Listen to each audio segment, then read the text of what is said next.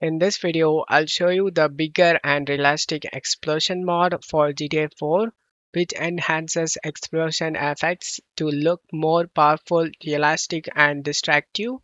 Check my video description for this mod link. Scroll down and select download option. Wait for 30 seconds and then select the download now option. Once the mod is download done, right click on the mod and select WinRAR and select open with WinRAR. Close tab here, right click on the game on the desktop and select open file location.